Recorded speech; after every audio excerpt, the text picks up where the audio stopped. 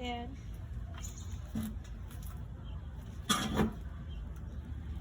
As we look at this 1950 and 51 Negro Business Directory of the state of Wisconsin, reprinted by Alice's Garden, Urban Farm, and Kujijagalia Producers Cooperative, Venus Williams as a foundress, and also this book is available at Phoenix Sherman in the Sherman Park neighborhood in Milwaukee. So the other book we wanted to look at is Bronzeville, A Milwaukee Lifestyle. And I knew almost all those boys. And it's by Ivory Abena Black and my dad, Reuben Harpole. He wrote the foreword or preface to it.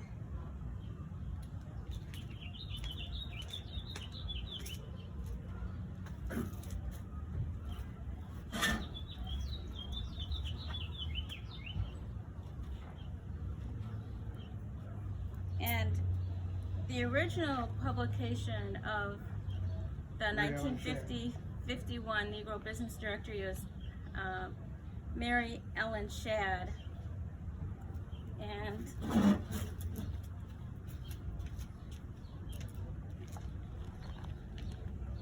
Mary Ellen Shadd. And who was she, Dad?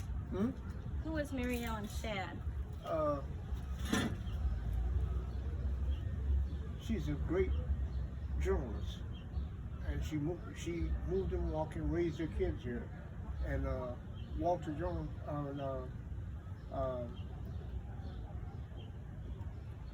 her son just got the doctorate degree, and he runs the Milwaukee Courier. That's her son. Gerald Jones. Gerald Jones. And then So he's Mary Ellen Shadd used to had friends at the Schlitz Brewery, and she started a family magazine out of Minneapolis when she left Milwaukee. She had newspapers in Milwaukee while she was on North Avenue, some on Walnut, not Walnut, but North Avenue. And She's a tremendous lady, and she used to swear a lot. so Gerald Jones took over one of her newspapers, or he started his own? He helped her start. He started the newspaper when his mother helped him, because she was getting information from Chicago, and she'd take him over to Chicago periodically. And he had another younger brother that worked with him also. So you want to go through the book with me and tell me? Yep. We don't have to. Kenneth's Barbecue was about a block and a half from my home at 807 West Summer Street. And old man Kenneth was the head of the Kenneth's Barbecue. And when there was a great snow in Milwaukee, the number 19 bus stopped on 7th and Cherry and let all the people off, black and white, and they spent the night in Kenneth's Barbecue. So they ate well. Dad, so the people ate well. Everyone ate well. They ate everything in the restaurant. There was nothing left.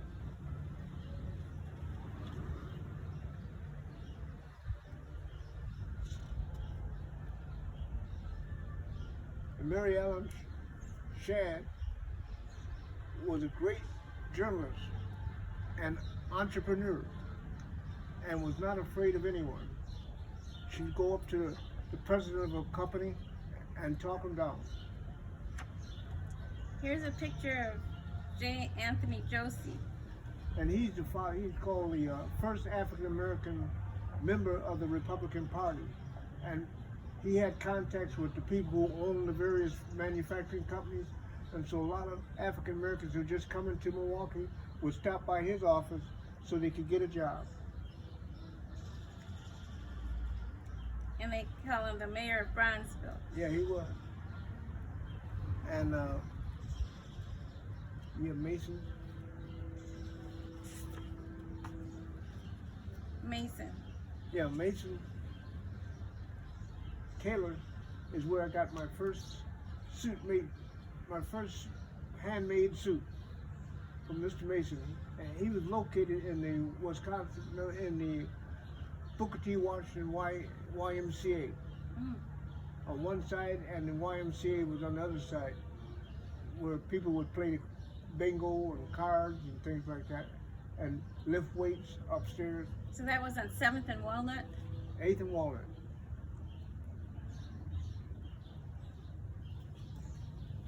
I was right here, and that was his office.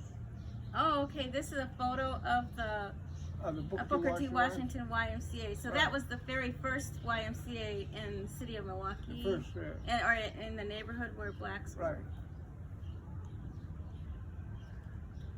And then across from there is Claire's Restaurant. It was well known. Musicians, movie stars used to come to Milwaukee, and this is where they would eat. They would walk up and down Walnut Street, because that's where most of the African Americans would patrol. And it was our seat. It was like downtown Milwaukee. Downtown for the African American community was Walnut Street. Now this is Bernice's dining room. I used to eat in there periodically. I love her food. She's an excellent cook. And then I was with her when she was on her dying bed. She lived right near 8th and North Avenue. And I lived down the street, 2200 North 8th Street. And so I walked into her room just to see her just before she passed. Now, when did your family move from Summers to 8th? When the expressway came through and knocked our homes out. And so my grandfather didn't have it. He had gotten sick and it was passed. My grandmother had high blood pressure. So my mother had about $200 or $300 in her pocket, so she used it as a down payment on the home at 126 West North Avenue. Oh, that's the North Avenue, but then you said you first lived on Summers and then you went to 8th. And then when we had to move because of the expressway, we moved to 2200 North 8th Street, and we had to move out of there after my grandfather had passed, and homes were being shattered, and my mother had to buy a home to take care of her kids, 3 kids. Because in the home at 2200 North 8th Street was Mrs. Greer and her family, because they came up to help take care of my grandmother, who was ill. And all of them were from Little Rock, Arkansas. So were Mrs. Greer, was that Jackie's mom? Jackie's grandmother. Jackie's grandmother, and she was like was she a first cousin to great grandmother Geneva? No, I think Grandmother Geneva was her auntie. Oh, okay. Geneva was Delta Greer's auntie. Okay. And then Delta, when she heard Grandmother Geneva was ill, she and her children came to Milwaukee.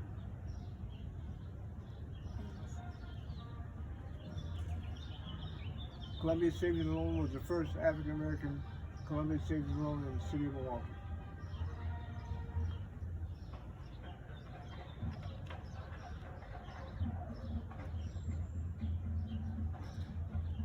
Susie Harrington was a friend of my mother's.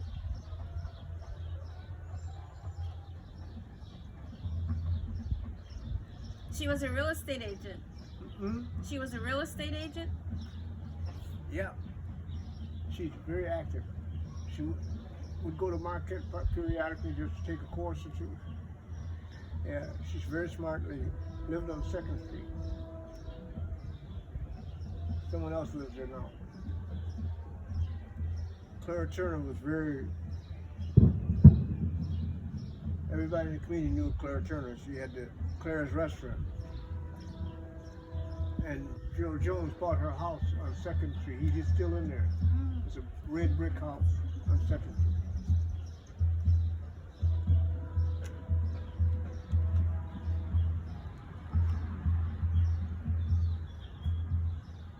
Are you at the Flame Night restaurant?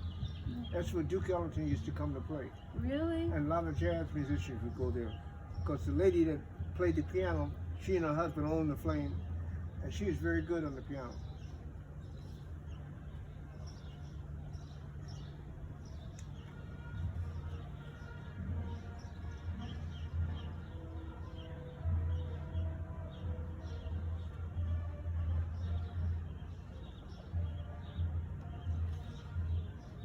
It's churches. Calvary Baptist Church was the second African American church to be developed in Milwaukee, and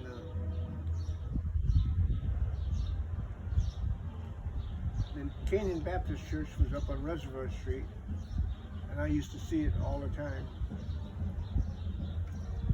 And the pastor's daughter was a great singer. She moved to Chicago where she could really sing, you know. People accepted her there. Greater Galilee Baptist Church was a great church. Mount Zion Baptist Church is on 2nd Garfield now. Reverend Lovelace was the pastor before. And a lot of the members who were members there then are still members. Wow. In Metropolitan Baptist Church, Reverend Crockett. 901 West North Ave. In fact, that church is still there. And Turtle, their grandfather was a strong deacon in that church. In Mason Temple Church of God in Christ on 9th and Brown. I used to pass there going to Roosevelt Junior High School. Then New Hope Baptist with Reverend Latham.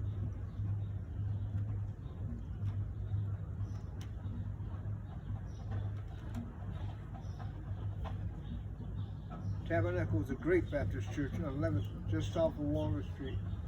Then St. Matthew's Semi Church, you know, where Community Brainstorming Conference is located. That was there for years. Reverend McLean was the pastor there. And they moved to Walnut Street, and then they stayed there for quite a while. McLean used to walk the streets, and everybody respected him. In St. Mark's Methodist Church. Oh, St. Mark's AME. AME, right. And who did they say Reverend was Fisher the was the pastor. Oh, okay. Oh, no, wait. C.A. Reverend Fisher. John Bradford. Oh, Bradford. And he was married to Geraldine Harpole. Right, that's right. But Fisher was there before Bradford for a long period of time. Is that a parade? Yeah, the parade's on Main Street. So Geraldine Harpole Bradford married Reverend John Bradford. That's why they have the Geraldine Bradford Missionary Society. That's right. Named for and Saint. She's first or second cousin to my father. Yeah, and then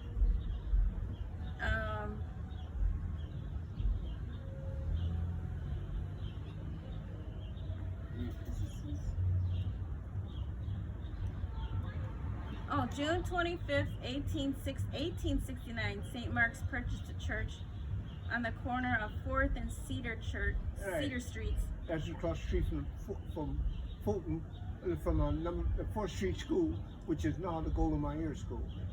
Oh, that used to be St. Mark's AME? Right across the street.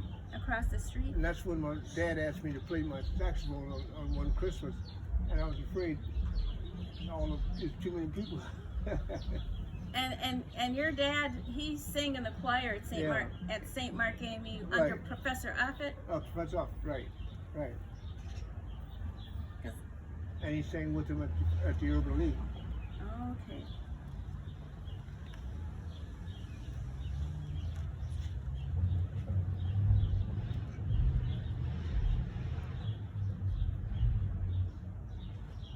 And Mother Sims and Father Sims had a Church of God in Christ, and she was like the mother of all the churches. And she had a tremendous voice. She could sing. And Sims, that used to have the track team, was their cousin, or nephew. Hmm. Oh, I see here it says State Supervisor, Mother Sims. Uh-huh.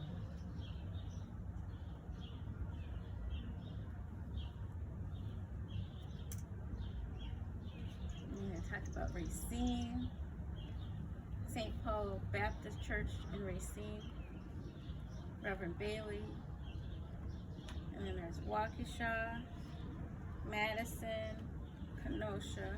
Yeah. This is where Donald Sykes, not Sykes, Jefferson, Donald Jefferson took me there. He said, I'm gonna show you how to dress. So he took me to this men's shop, and I had a Matherson's Haberdashery yeah. on 6th and He Walnut. bought me an orange sweater, something like that. He had a great haberdashery shop. I mean, dress shop for men. His daughter's still alive. She's a friend of Margaret Tiller.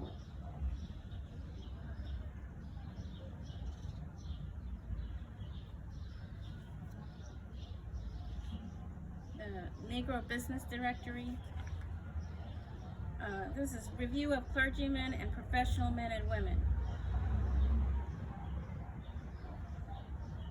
Oh, I think I'm ahead of this. Is that it? Who is Oh, that? Reverend Battle. Yeah, Reverend Calvary Baptist Church. And who is that? Reverend Higgs, Pastor Higgs. He's the minister of Sharon Chapel, Seventh-day Adventist Church. Okay. And And then that's St. Matthew. Reverend McClin, Uh-huh. Reverend William McClin of St. Matthew, CME. Right. He received a BA from Lane College in Jackson, Tennessee, his Master of Arts from the University of Michigan, and was later honored with a Doctor of Divinity degree from Lane College. Mm-hmm. He's very sharp. Here, Church of God in Christ, Reverend Percy Yeah, Clemens. I didn't know him. Oh, here's Attorney Theodore Yeah. Coggs, And Elizabeth Coggs' father, right? because uncle. Oh, uncle. Okay. Yeah. And he ended up being the president of the Black Lawyers Association for the United States. Oh, really? Yeah. And he was Ted Coggs' brother. Ted Coggs was Elizabeth Coggs' father. Okay. And he was a Kappa, it says. He's a Kappa. Mm-hmm. He was a board director of the Northside branch of the YMCA Mm-hmm. and president of the NAACP. Right. Oh, he was president of the NAACP. Right. And Attorney Roy Wilson, Attorney James Dorsey. And he was going to St. Elizabeth Church when we went there. And he also used to fund me to have the Hello Neighbor. Attorney Roy Wilson. No, Oh, Dorsey. Dorsey. Attorney Dorsey. And he's the one. He was the first mayor of Bronzeville, right? No, he was running for alderman, but nobody ever. Oh, The white dudes kept beating him out. who's the And other? then Dr. Merle was an attorney, Alpha Phi Alpha, and he was one of the early graduates of Marquette University Dental School. Then of course Pauline Cobbs down here was.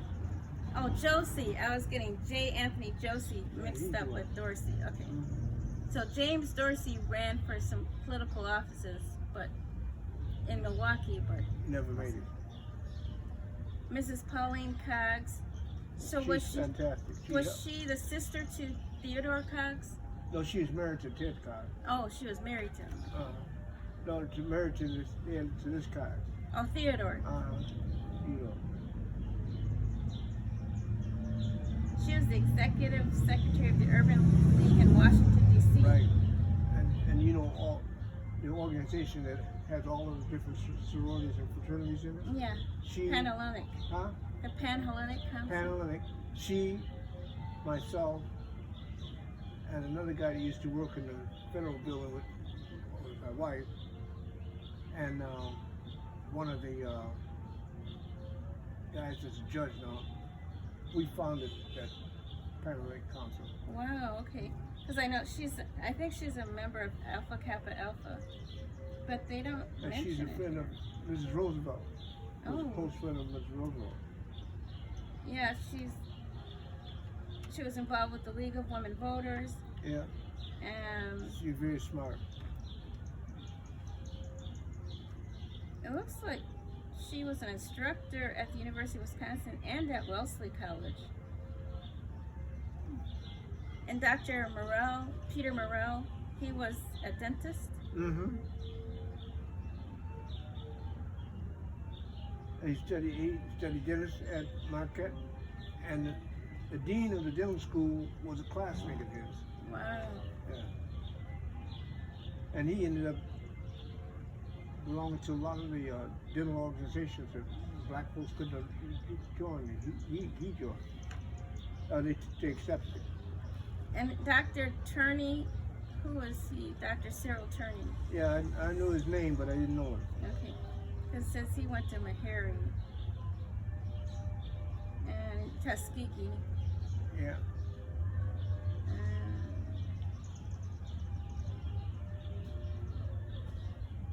And then there's Mary Cox. Who is Mary Cox? I don't know her. I wonder if she's related to Theodore Cox and Pauline Cox. Yeah, she is, but I didn't know her. And then Bill Kelly was president of the Urban League. Mm. I knew his son and daughter. Assemblyman Leroy Simmons.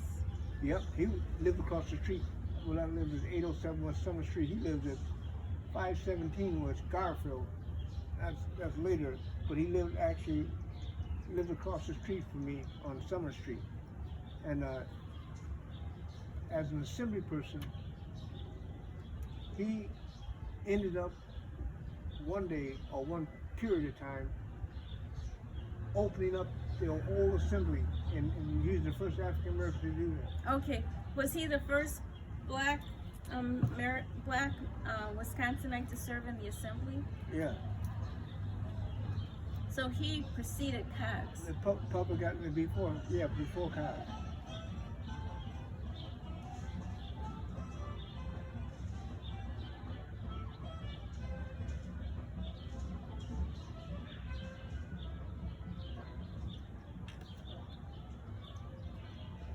They mentioned Cream City Medical Society. Where is that? Right here. Oh yeah. Afro-American National Economic Society, and the Douglas Aid Society. Where is it? These on page 27. Here. Yeah. The Cream City Medical is all the black doctors. Mm-hmm. Then there's a Black Nurses Association too. They had the nurses in there.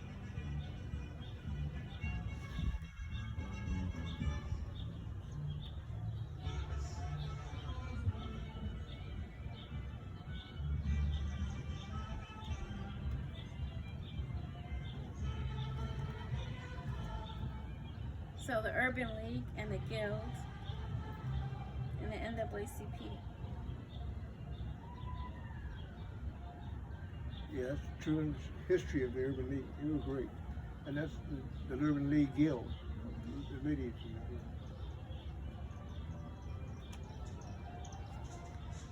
Wonder when they changed the name to the North Side, why didn't they just keep it the Booker T. Washington YMCA?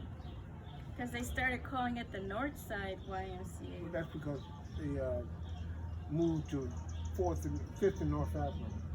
But they could have still kept it the I know Booker it, T. but that was the decision that they did. And they had a different president. C.L. Johnson was no longer president. There's Wilbur Halyard of Columbia Savings and Loan. Yeah. And C.L. Johnson told me personally, I was very close to C.L. Johnson and his wife, Cleopatra. He told me once,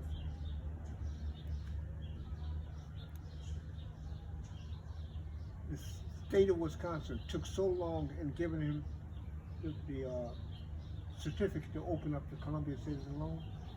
And C.L. Johnson got in the car and drove up there and went into the guy's office and snatched it out of his hand and then gave it to him.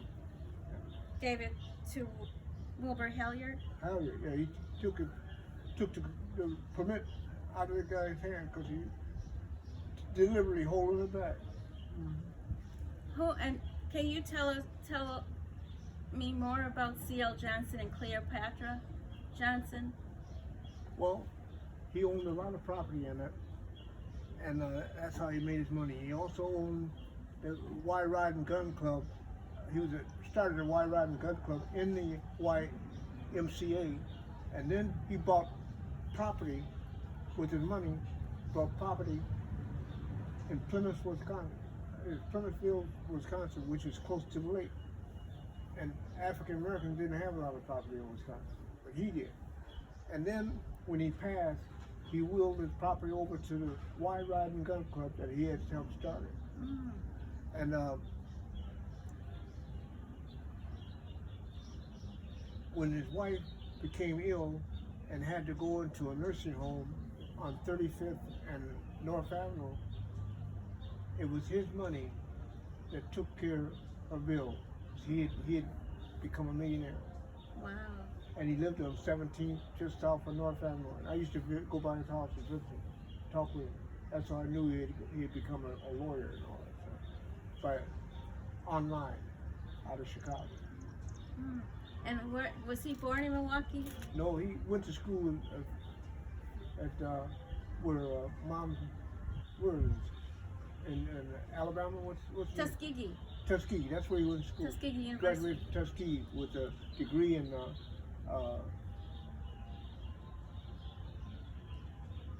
designing suits, making suits. Oh, as a tailor. As a tailor. And he had a tailor shop on Walnut Street, and he introduced valet service to hotels, where you could order out and get your clothes cleaned and inspected. He started that in Wisconsin. Oh, really? He was the first person? First person. Mm-hmm. This is Badger State Lodge. And it's the Prince Hall of Fame on 12th and about 12th through 12th and Teutonia and North Avenue. And then also the headquarters is 6th and Walnut. And your dad was a Mason too. My dad was a Mason, yeah.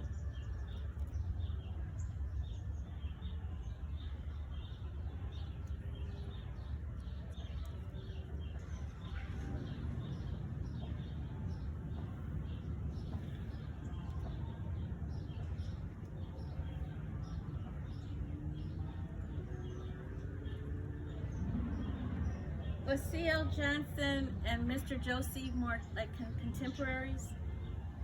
When you say contemporary? In other words, were they around the same age? Yeah, about the same time. Okay. Because Booker T. Washington YMCA was on 8th and Walnut, and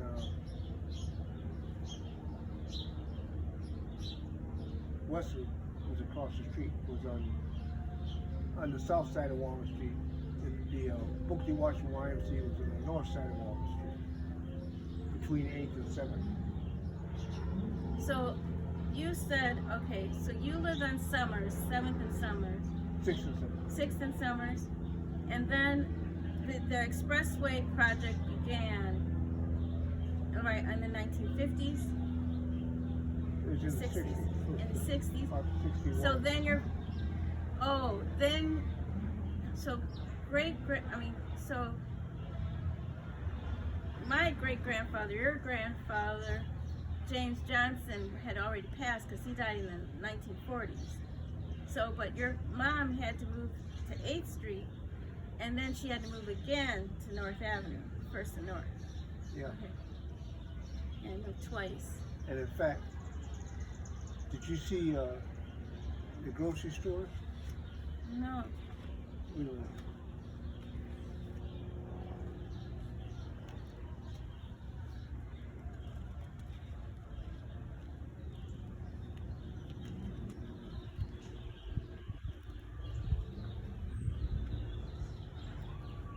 I think it's in here.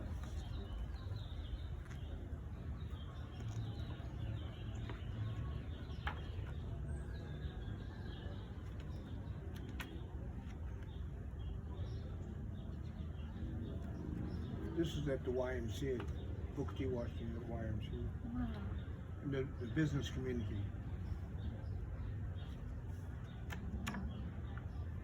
That's C.L. Johnson edited for it.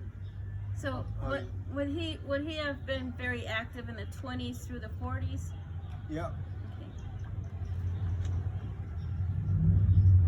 as there is lunchtime. I worked in there. Oh wow. I Was used that to on cut Walnut? chicken leg. And they gave me credit for it.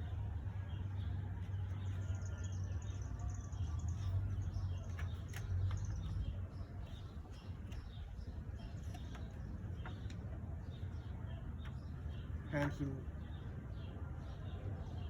the Wide and Handsome Club, Columbia Season Hall, Thelma's Back Door. They used to have jazz in there all the time.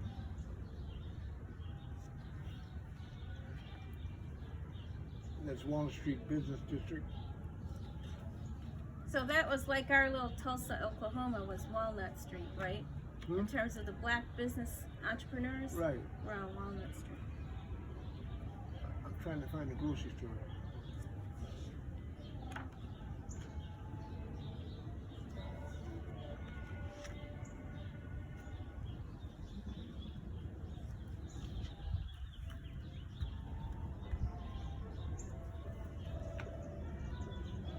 Huh.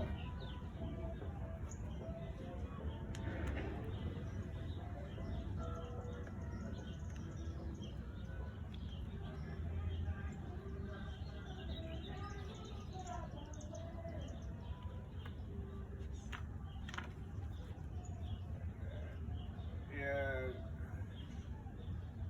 that's C.L. Johnson.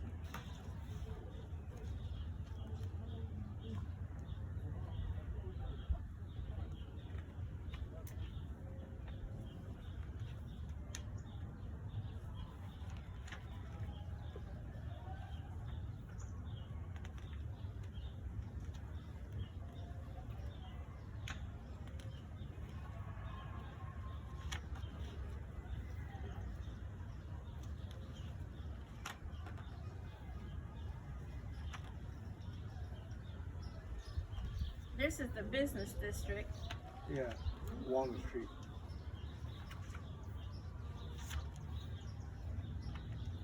And Clara's Restaurant, Walnut. Yeah.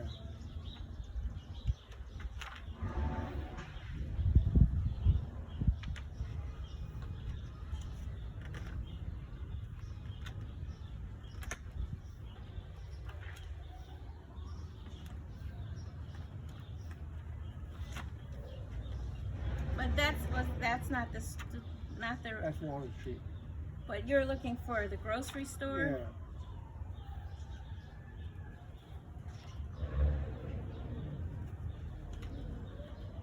Because grandfather James Johnson owned a grocery store, right? Yeah, they sold it to the Malone family. And the Malone family, did they stay in the grocery Yeah, business? they stayed in it.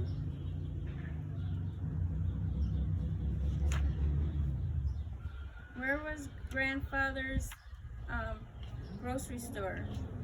I'm gonna show it to you as soon as I find it. Okay.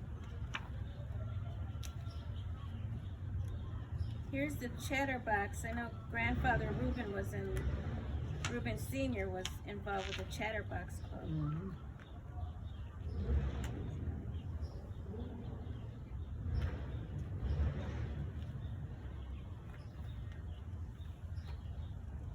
Here's Mattie Bell Woods. Yeah. She's a writer.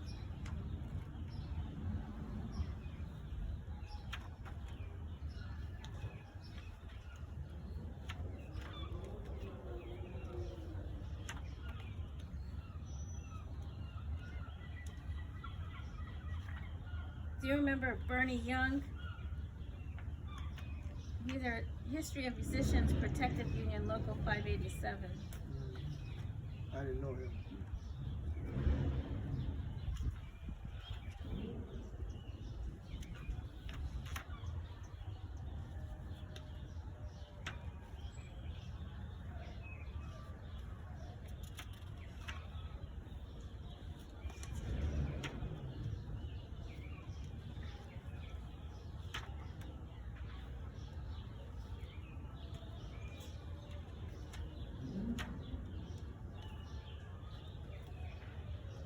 So it was an actual photo of grandfather's store? Mm-hmm.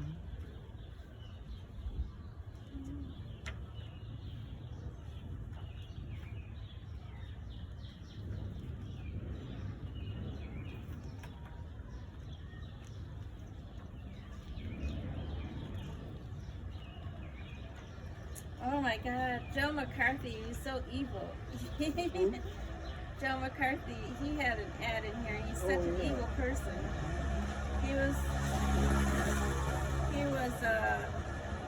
He's the reason why my favorite person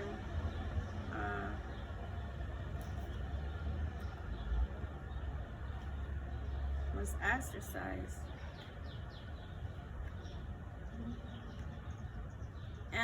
And he's right above the Mayor's Commission of Human Rights, City Hall, Frank P. Zeiler, Mayor. Paul Robeson had to pay a heavy price because of Wisconsin's Joe McCarthy. Horrible person.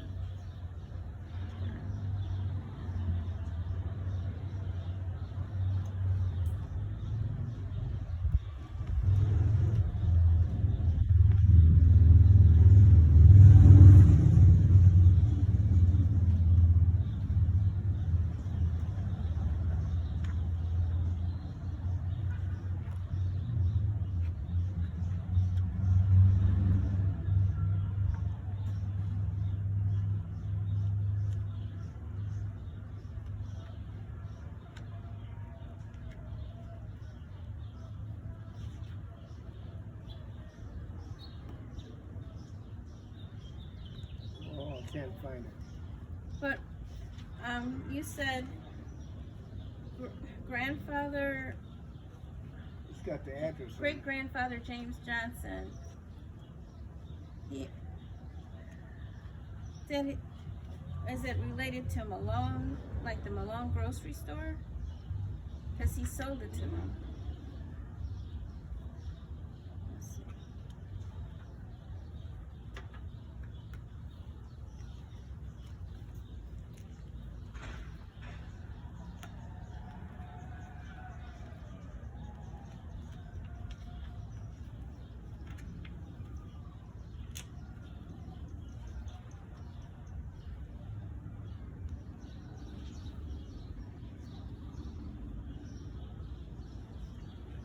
Here it is. Malone's Midwest Food Store. It was 1818 North 8th Street, and we were 807 West Summer Street, so our front yard faced the grocery store. Oh, wow. And did he sell it when he became ill? Is that why he sold it? No, he sold it before that, because my mother was a waitress and clerk in there, and then she was young and she got tired of doing it, and she went back to Little Rock, Arkansas, and so he had to run it by himself. And he was working at the Wisconsin Grain Foundry, couldn't do it. And I was too young. I was only 11 or 12. So then he sold it to He sold it to 3 Malone brothers.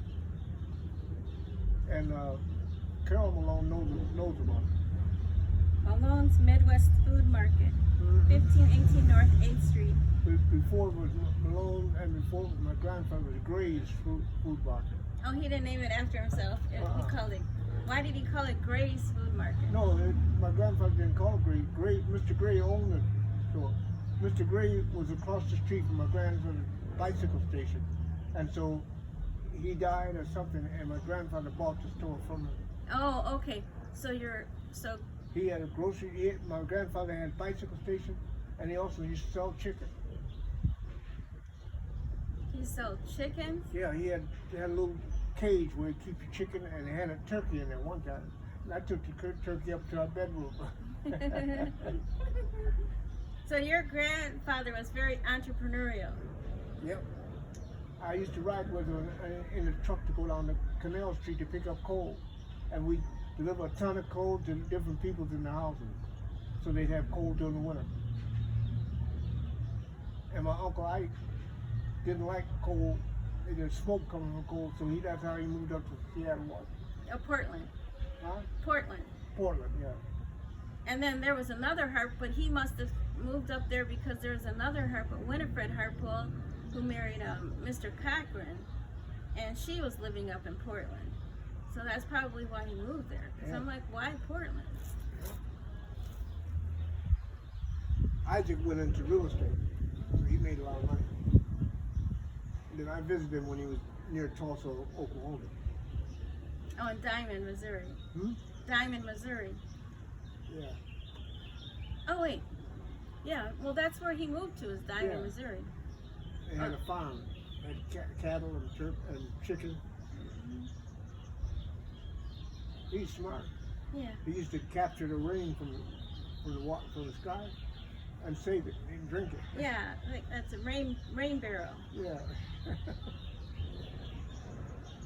Yeah, you had a chance to go down there.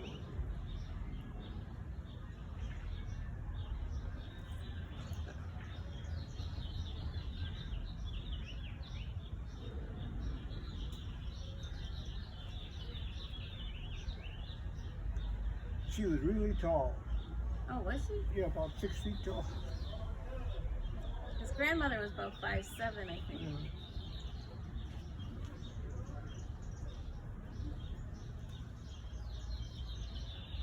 Oh, thank you, Dad. Yeah. And you said great grandfather Johnson would sponsor the during that which parades? Which parades? The July 4th parade or which parade would he sponsor the bicycles? It was some parade, either May 30th, I guess. Oh, Memorial Day parade. Memorial Day. And the veterans group band would be playing. And my grandfather had a 1937 Buick limousine with a tire on the front part. And then about 30 bicycles would be behind him. And all the young people that were driving the bike would have a white silver cap on their head. And the wheels would be decorated like this. Just like this. I'd be like the wheel. And then I'd be in the back seat. So, Marjorie Janet Johnson Harpole White, grandmother. Yeah. Her father. And she was one of the most beautiful women in the neighborhood. And I was afraid of that because, you know, guys used to talk about your mother. Yeah. And so I didn't want them to talk about my mother. Yeah. Oh, thank you, Dad. Okay. And this is fantastic. His wife was a Delta, and he used to work at the prison, you know, for boys, out near the county. And he also used to lift weights, so he was real strong. You know, he'd lift 200-300 pounds over his head. He's the son of the pastor of St. Mark's Church. Which one? Johnson or not Reverend Johnson? Reverend Fisher. Fisher. Reverend Fisher. His name's Larry Fisher. He run, and that's a Burt there. And John Burt, Charles Harpole, Burt took Charles Harpole took Burt's wife away from him. Wait, say that again. What? Say that again.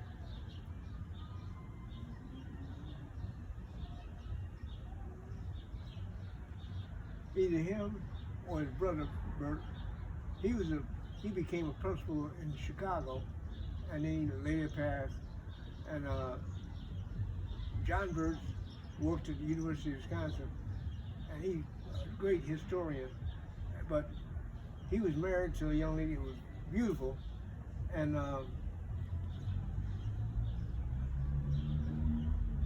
Charles, our cousin Charles, Charles Harpole. Harpole, took his wife away from him. They were living in Minneapolis or Indiana somewhere, and Charles took her away. So And John Birch was angry at me for your cousin took my wife. and then Charles moved to Michigan, or He went back to Minneapolis, Minnesota. So did he have children with the lady? He took his children. Two of his kids went to Riverside High School, and then when he went back, he was working for a company out of Racine, and then when my wife ran for school board, the name Harpole was all the way over there, and that helped him get him elected. He was working for the Ford company then later, moved to Detroit. Then, But the wife, the Birch wife, did they ever have children? I don't think so, Oh, okay. but I don't know. Mhm.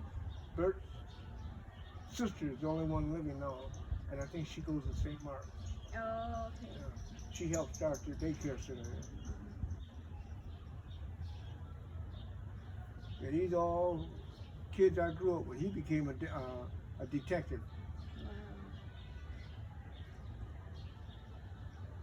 Yeah, that was right on 8th and Walnut. There was a big stone over here, on this side. Oh yeah, what about the Lapham stone? The Lapham Park Yeah, rock or something? that was named after Increase Allen Lapham. He was a surveyor. He could lay out he laid out Forest Home Cemetery, laid out Milwaukee, and laid out all the school districts. And they had that stone named after the founders of Wisconsin, named the stone there. I put a plaque on there. This was like a penny. And they had that on top of the stone. The stone weighed about 40-some thousand. And where was it originally before it moved to UW Milwaukee? Right in front of Roosevelt Elementary School. Oh, okay. Roosevelt Junior High School. And that was in the heart of the black community at the time. Right across the street, right on Walnut Street. And we used to sit there and argue. We'd have philosophers sitting there arguing back and forth with each other. And then what happened with the rock? You said Oh, UWM took the rock. In fact, he was my dean because he thought he used to work with the Historical Society of Milwaukee because he thought it would be destroyed where it was located. And so he had and there was an Increase Allen Lapham who used to live on 5th and Walnut. And he was the first scientist out of Milwaukee. And so Father, I can't think of his name now. He's the dean. He thought that the students would be motivated if they saw a scientist in front of the scientific building on Maryland Avenue. So when he said that, when people asked where's the founder, nobody knew. But I found it. It was right in the alley across from Hartford Avenue School, just west of Hartford Avenue School in the alley, and there was branches of it, and the Sentinel wrote a story about it, and embarrassed the University of Wisconsin, so they had a truck to lift it up and place it in. They said they had moved because they wanted the scientists to be motivated by it. Now, how are they going to be motivated if you were in an alley? That was the question. And so what they did was they tried to lift it up and put it in front of that building that was named after him. And the truck broke down, so it cost them about $10,000. Why wouldn't they allow the rock to stay in front of Roosevelt? It would inspire a generation of students. That's what a lot of members of the Walnut Street Social Organization that I belong to raised that question. But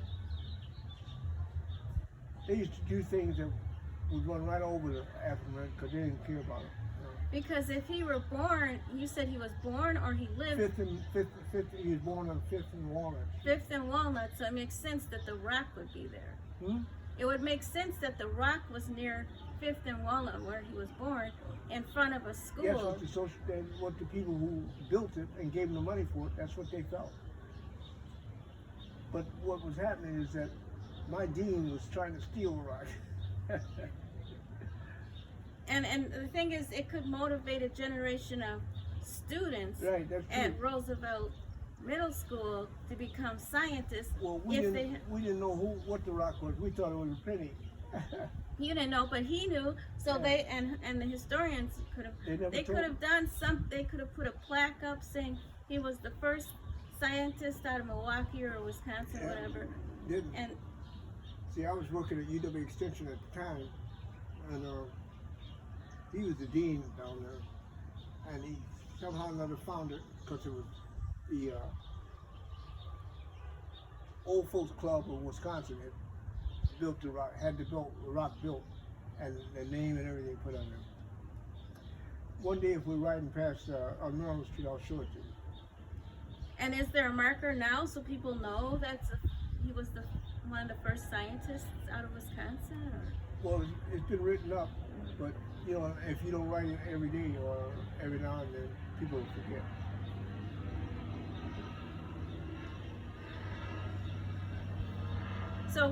So Walnut Street was the heart of the black community. Right. Then the expressway came through in the 60s, and that neighborhood with all the black-owned businesses was basically destroyed and displaced. The only one that might have survived is the barbecue place that's there now, Queen. Speed Queen. Queen barbecue. Speed Queen. Speed Queen, right. Okay. So would Speed Queen be the south or the east end? Speed Queen would have been like on the east end. Oh, I see. Where's the expressway? Oh no, okay. The expressway goes right by Speed Queen. Right. So it's just west of the expressway. And the expressway went through St. Benedict's boarding school. Yeah.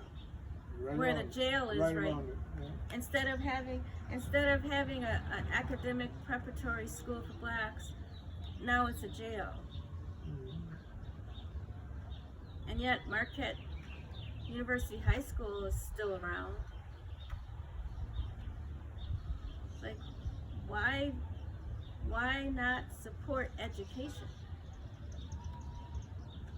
You should have continued that.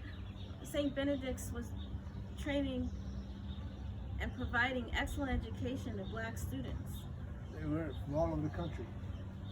I think Mayor Harold Washington out of Chicago attended. Yeah.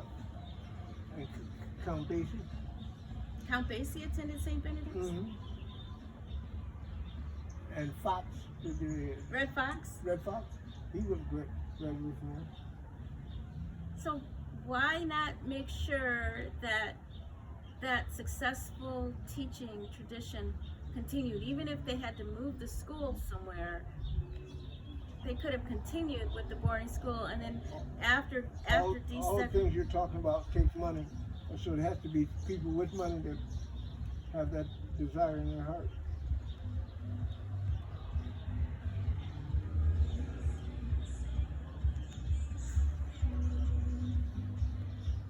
This is frustrating because they're always complaining, and then when we have good institutions, then they do everything to destroy the institution. I told you about that. No, what's this? From a chain. Oh, Tally Ho Riding Club. Yeah. Okay, the Tally Ho Riding Club that was I used separate. to get up at 5 o'clock in the morning and join them. They go out to a farm and get on the horses and ride them. Oh. That's where I learned to ride a horse. That's nice. And then I remember Maddie Bell Woods said her father was a trainer. Okay. You know, they used to have over on what's the name of that? It's off of 20.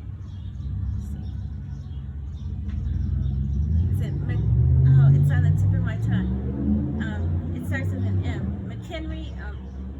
McKinley? McKinley. That used to be, I think that used to be a